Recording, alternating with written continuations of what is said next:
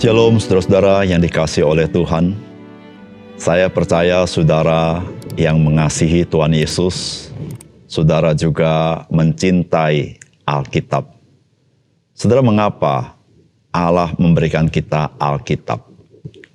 Saudara, Alkitab diberikan Allah kepada kita bukan hanya supaya kita tahu perintah-perintah Tuhan, tetapi supaya kita mengenal akan Tuhan kita yang mengasihi kita, sehingga kita boleh percaya kepada Dia. Salam jumpa dalam program Tuhan adalah Gembalaku. Membaca Alkitab memberikan kepada kita kesan bahwa Alkitab menelusuri sejarah dunia ini.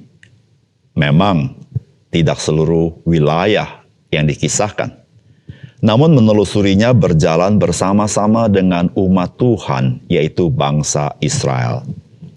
Saudara, Alkitab mengisahkan dengan cukup detail, khususnya nama-nama tokoh yang terlibat, wilayah yang didiami, bahkan juga terdapat kisah seperti kisah Rut yang bagaikan kisah percintaan semata-mata. Namun saudara, di akhir kisah itu dituliskan sebuah silsilah.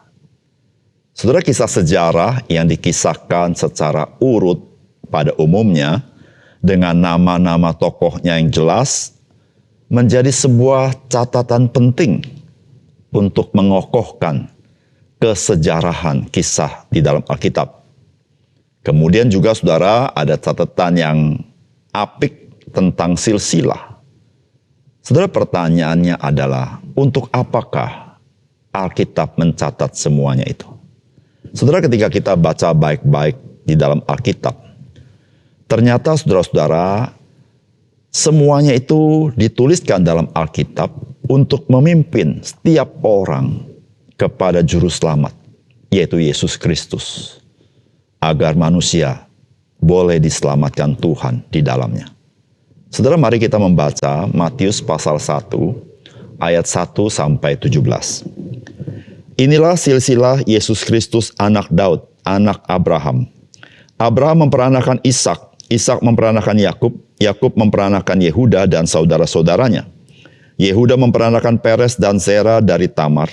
Peres memperanakan Hesron, Hesron memperanakan Ram, Ram memperanakan Aminadab, Aminadab memperanakan Nahason, Nahason memperanakan Salmon, Salmon memperanakan Boas dari Rahab, Boas memperanakan Obed dari Rut, Obed memperanakan Isai. Isai memperanakan Raja Daud. Daud memperanakan Salomo dari istri Uria. Salomo memperanakan Rehabiam. Rehabiam memperanakan Abia. Abia memperanakan Asa. Asa memperanakan Yosafat. Yosafat memperanakan Yoram. Yoram memperanakan Uzia. Uzia memperanakan Yotam. Yotam memperanakan Ahaz. Ahaz memperanakan Hizkia. Hizkia memperanakan Manasye. Manasye memperanakan Amon. Amon memperanakan Yosia. Yosia memperanakan Yekonya dan saudara-saudaranya pada waktu pembuangan ke Babel. Sesudah pembuangan ke Babel, Yekonya memperanakan Shealtiel. Shealtiel memperanakan Zerubabel. Zerubabel memperanakan Abihud. Abihud memperanakan Eliakim. Eliakim memperanakan Azor. Azor memperanakan Sadok. Sadok memperanakan Akim. Akim memperanakan Eliud. Eliud memperanakan Eleazar. Eleazar memperanakan Matan. Matan memperanakan Yakub. Yakub memperanakan Yusuf, suami Maria, yang melahirkan Yesus yang disebut Kristus. Jadi seluruhnya ada 14 keturunan dari Abraham sampai Daud. 14 keturunan dari Daud sampai ke pembuangan ke Babel, dan 14 keturunan dari pembuangan ke Babel sampai Kristus. Saudara yang dikasihi oleh Tuhan, silsilah Yesus Kristus yang dicatat di dalam bagian ini tidak lain dan tidak bukan adalah untuk membawa setiap orang agar percaya kepada Yesus Kristus. Saudara, Yesus Kristus bukan datang tiba-tiba sebagai juru selamat dan Tuhan, dan tidak diketahui dari mana asalnya. Namun, dengan membaca silsilah, maka kita akan mengetahui ada rencana keselamatan daripada Tuhan bagi kita orang berdosa. Tuhan menyediakan silsilah ini agar saudara dan saya boleh mengenal siapakah Yesus Kristus. Sehingga saudara, setiap orang yang tidak percaya kepada Yesus Kristus, mereka bertanggung jawab untuk kehidupannya sendiri dan atas kebinasaannya sendiri. Oleh karena itu, saudara yang kasih dalam Tuhan, setelah kita mendengar firman Tuhan, membaca kitab suci dari Alkitab, maka seharusnya lah kita menjadi orang yang percaya kepada Yesus Kristus, sehingga saudara dan saya menjadi orang yang diselamatkan. Saudara, apakah pesan firman Tuhan bagi kita dari silsilah yang kita baca ini? Saudara, yang pertama, saudara, Yesus Kristus menggenapi janji Tuhan kepada Raja Daud terkait dengan kerajaan yang tidak berkesudahan. Saudara, di dalam awal silsilah di dalam Injil Matius tentang Yesus Kristus, maka Matius mencatat diawali dengan kalimat, inilah silsilah Yesus Kristus, anak Daud, anak Abraham. Baru setelah itu, Matius mencatat mulai dari Abraham sampai kepada Yesus Kristus. Saudara yang kasih dalam Tuhan, mengapa Matius mencatat Yesus Kristus adalah anak Daud? Saudara, Yesus Kristus, dia menggenapi janji Tuhan kepada Raja Daud tentang kerajaan yang tidak berkesudahan. Saudara, di dalam Yesaya pasal 9 ayat 5 sampai 6 dikatakan, sebab seorang anak telah lahir untuk kita, seorang putra telah diberikan untuk kita. Lambang pemerintahan ada di atas bahunya. Dan namanya disebut orang penasihat ajaib, Allah yang perkasa, Bapa yang kekal, Raja damai. Besar kekuasaannya dan damai sejahtera tidak akan berkesudahan di atas tahta Daud dan di dalam kerajaannya, karena ia mendasarkan dan mengokohkannya dengan keadilan dan kebenaran dari sekarang sampai selama-lamanya. Kecemburuan Tuhan semesta alam akan melakukan hal ini. Saudara, inilah janji Tuhan kepada Raja Daud bahwa satu kali nanti ada kerajaan keturunan daripada Daud yang tahtanya tidak akan berubah dan terus kokoh selama-lamanya. Saudara, inilah penggenapan ketika Yesus Kristus datang ke dalam dunia, di mana dia adalah keturunan Daud. Yang itu nyata sekali dari silsilah ini, bagaimana Yusuf adalah keturunan Daud, termasuk Maria juga adalah keturunan Daud, saudara-saudara. Nah, saudara, di dalam Yesaya pasal 11 ayat 1 sampai 3, di situ dikatakan suatu tunas akan keluar dari tunggul Isai dan taruknya akan tumbuh dari pangkalnya akan berbuah. Roh Tuhan akan ada padanya, roh hikmat dan pengertian, roh nasihat dan keperkasaan, roh pengenalan dan takut akan Tuhan. Ya, kesenangannya ialah takut akan Tuhan. Ia tidak akan menghakimi dengan sekilas pandang saja atau menjatuhkan keputusan menurut kata orang. Saudara, dalam kitab Yesaya ini menggambarkan bahwa ada suatu tunas yang akan keluar dari tunggul Isai.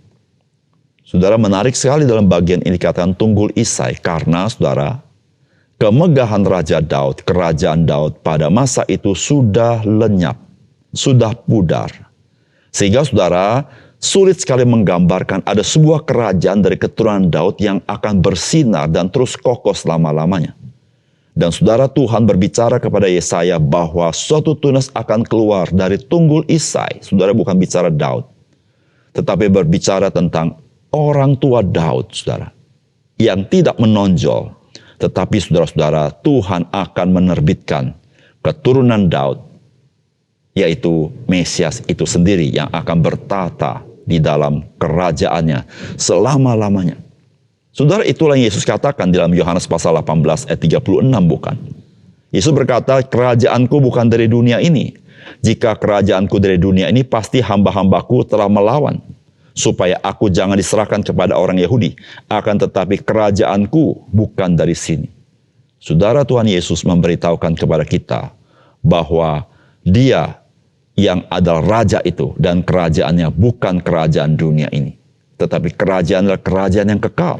Disitulah saudara-saudara, di dalam kitab Wahyu pasal 11 ayat 15 dikatakan seperti ini. Pemerintahan atas dunia dipegang oleh Tuhan kita, dan Dia yang diurapinya. dan dia akan memerintah sebagai raja sampai selama-lamanya.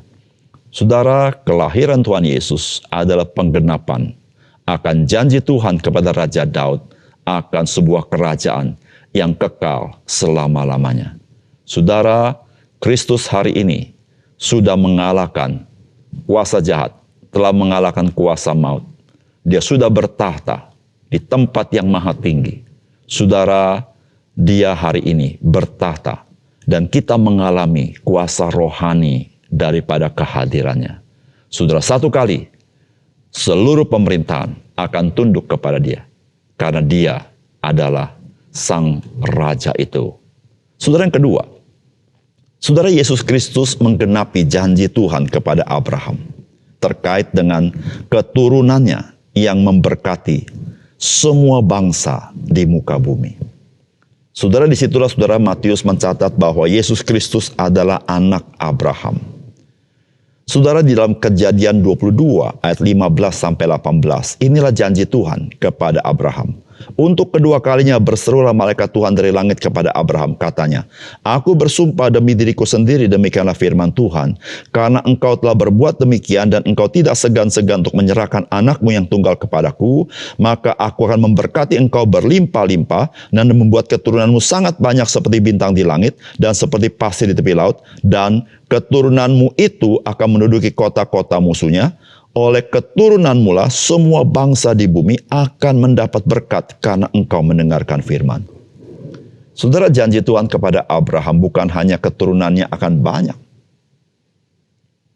Bukan hanya terkait dengan bangsa Israel, tetapi Alkitab mencatat satu janji yang luar biasa. Oleh keturunanmu lah semua bangsa di bumi akan mendapat berkat karena engkau mendengarkan firman-Ku. Saudara, dalam Galatia pasal 3:16 dikatakan demikian. Adapun kepada Abraham diucapkan segala janji itu kepada keturunannya.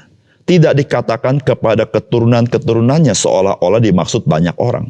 Tetapi hanya satu orang, dan kepada keturunanmu, yaitu Kristus.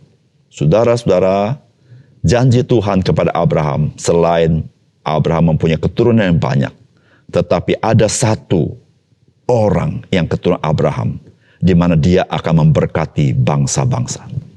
Saudara, dialah Yesus Kristus, saudara.